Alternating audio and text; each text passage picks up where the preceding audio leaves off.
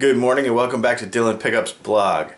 So, I want to thank the internet for contributing ideas to our blog. I really appreciate it because that's where today's comes from. String tension and what it does and what we can do to change it, and some common mods that people do to mess with their string tension. What does it really do? And we will talk about that. So stay tuned. Alright, so let's talk a little bit about string tension and what that actually means. And you know, a lot of people say they make different modifications to their guitars to make it feel more slinky and that sort of thing. So let's discuss that. Also, what difference between guitars, scale length and stuff. Well, I actually have a very in-depth thing about scale length and why they are the way they are, but we'll cover that another time. So basically, this is my basic guitar drawing for the day. The nut and the bridge and a string going in between it. Okay? And we know that when we stretch this string to a particular tension, and there is a mathematical equation for this, and it has to do with the mass of the string, it has to do with the length of the string, and the note, the frequency that we want to reproduce when we strike the string. And there's a couple other little things in there, and there's a square root sign in the middle and a bunch of letters, and I could show it to you if you wanted to, and I do know how it works, but we won't get into all of that. So the bottom line is there is a calculation for the scale length of the guitar, and like I said, we will get into that in depth in the future, but the most common ones are 24.75 inches, much like what you would see on a Gibson scale length like a Les Paul, and 25.5 inches, which you would see on a Strat or a Tele. There's a couple other weird ones. I say weird. There's a very popular brand that does a 25 inch. There is some Fenders that are 24 inches. Some other weird scale lengths also. But these are probably the most common. So, the longer, and this is the interesting thing, the longer the scale length, the further this string has to go from here to here, the tighter you have to pull it to get a note. So we'll use the A note for our, because I always, actually, you know what, for today I always use A, but today we're going to use E because it makes a difference on the guitar. We'll talk about this. So our high E, we're trying to hit a high E. If we have 24.75 inches in between here and here, we pull it tight to a certain measurement. Kilograms per inch is what usually, or kilograms per meter is usually what the measurement is that we pull it to get it to that E note. Now, if it's longer, we have to pull it tighter to get it to the same E note. There's another factor that goes into this also, and that is the cross-sectional mass of the string. So if we have our E string is this diameter, let's say it is 0.010, and our B string is 0.013, and our G string is 0.017. These numbers sound very familiar because they are the gauges of the string, okay? So then we go to 0.026, and this one has a winding on it. We go to 0.036, and this has a winding on it. And we go to 0.046, and this has a winding on it. So, the farther you go up in mass, because this one's a little bigger than this one, a little bigger than this one, the tighter you have to pull it to a point. Because the interesting thing about it is, when we go into our wound strings, and you can look at them if you pull them out of the package, the windings don't get, or the cores don't get that much bigger, okay?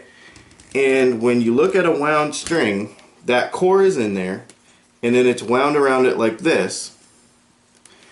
The winding around the outside of the string has very little tension that needs to be applied to it because it's just a coil stacked on top of each other. The majority of the tension, and that's not 100% because there is a percentage of it that the coil factors into, but the majority of the tension of the string is applied to the core, okay? So that's why if you were to look on a spreadsheet, you would see, and actually how you feel them too, even though the strings get physically bigger, you can still bend a D string or an A string. It's not so thick that you can't bend it, because the majority of the tension applies to the core, and then the mass of the string on the outside that doesn't have any tension applied to it is also making up for it. So the things that make the note, remember this, are the tension applied to the string, the mass of the string. On a wound string, it's mostly mass that does not need tension applied to it. It's just bigger and vibrates farther. If we want to adjust the tension in between here, if we want to change it somehow, there's something very interesting that we can do. We can say, well, I played so-and-so guitar of some brand, and it was the same scale length, but the strings felt slinkier. They felt like I could bend them more. Well, there's a couple of factors that play into this, and these are also experiments that you can try, even just with a string and some stuff around the house. There's a couple of factors that play into our string tension. One is the percentage of the string that is outside of the tuned area. We say, well, that changes the string tension. Yes and no. The tension has to stay the same between these 2 points. Otherwise, the note's out of tune. So from here to here, the tension is always the same, because otherwise, like I said, it's out of tune. But this is an experiment you can try. If you anchor the string here, we'll do this first, and here, outside of the tuned area, and you can do this with just a string and stretch it over something, the tension will be pretty high at this point right here. And if you pull on the middle, there won't be very much motion, because you'll be pulling all the way to its anchor point. When you pull on the middle, that string will kind of slide over the nut or whatever fixed point it is, and it will pull all the way to its anchor point. So that being said, if this is the tuning key and there's only an inch between here and here, then when you pull on this string right here, you have to pull really hard, because there's just not much there to pull on. Okay? Now if we lengthen this way out, so now we're talking about well, here, let's do it Stratocaster wise. So let's talk about a Stratocaster. So now we go out to here to our high E, and now we got all this. Now when we pull on this tension at idle is still the same, but when we pull on it, now we have all this string that can expand and contract, and that's why it feels more slinky, provided that our nut material is proper and that it is made correctly so that it can slide back and forth with no friction. Otherwise, it won't return to pitch and we will be out of tune, or it will be so grippy that you won't feel the difference anyway. So make sure that your nut material is such that you can slide this thing back and forth, but you're really not adjusting the tension between here and here. You're just giving yourself more string to stretch back and forth when you pull on the string here. The other factor that plays into this is the downward force, or what is called the break angle on the string. So if we go steeper, and this can also be done with, you can do this with a string, you can try just a normal, like a clothesline or something. If you pull straight down, way down like this, then this tension still stays the same, but it is harder to pull against, because remember, when you're stretching the string, you're stretching the whole string from one end all the way to the other. What's interesting about it is, in a high E string on a Stratocaster, if you go from the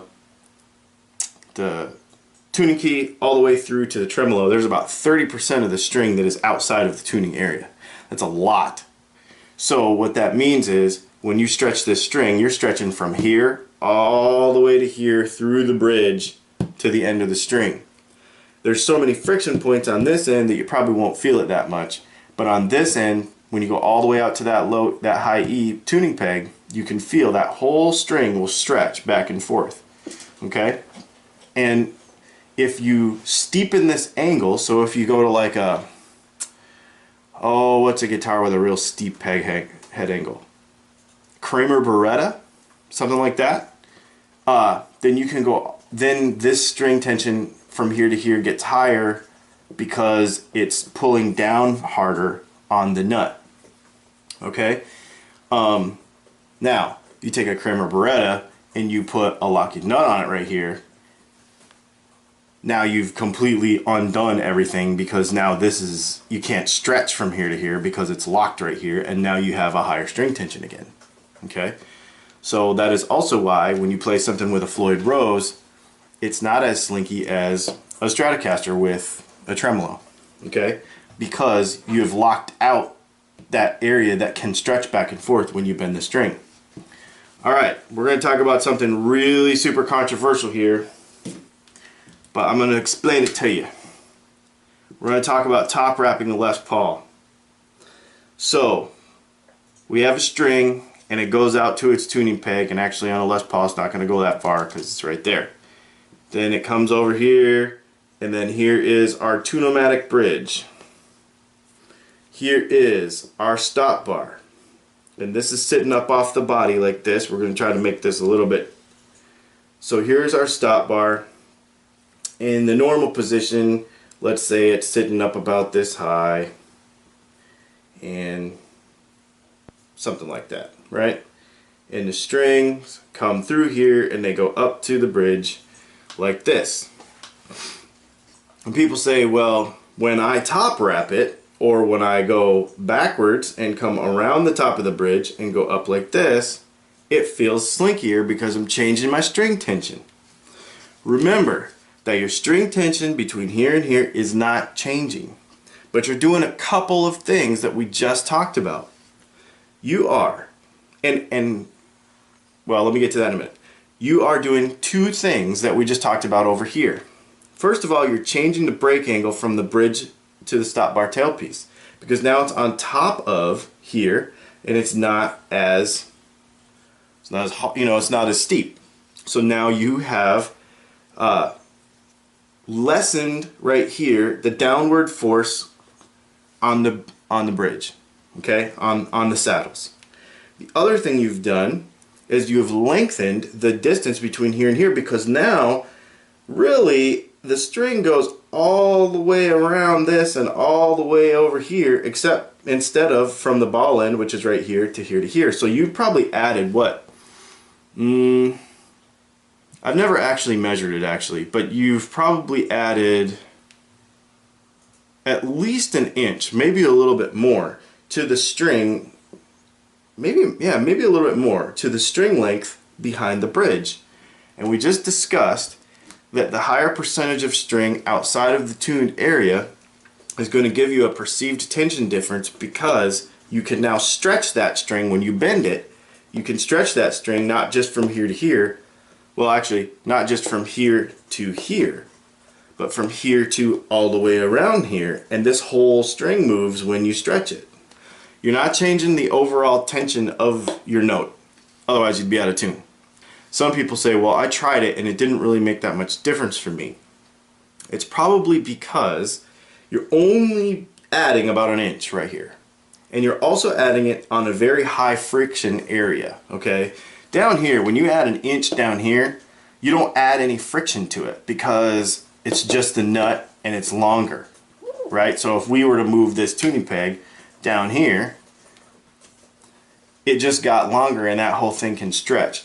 But you're adding not only length to it, but you're also adding friction on this outside edge right here. So, I mean, it could actually like negate itself depending on the setup on your guitar. So just think about that, because if you run this all the way down, you put a bunch more tension here, it could offset exactly what you were trying to do. So literally what you could do is run your bridge up higher, then top wrap it, but then the down pressure on the bridge ends up being so low that you still have tuning problems. So this is why it's so controversial, because there's some people think it works and some people think it doesn't. Theoretically, there is a difference, because you have less breakover angle, and you have more string length. Less breakover angle and more string length is going to give you a slinkier feeling here. Are you going to feel it? That depends on your playing style. It depends on the weight of the strings you're using. And it also depends on the scale length, because remember that even though there are a lot of Les Paul style guitars out there, they may not all have 24.75 inch scales. So all I would say about this controversial modification is try it and see what you think.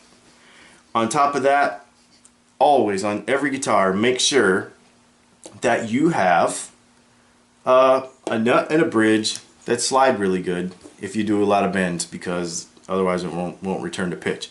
Also, string trees. So if we talk about string trees down here, and they come down like this, and it anchors it to the thing, and then it goes out to the peg head.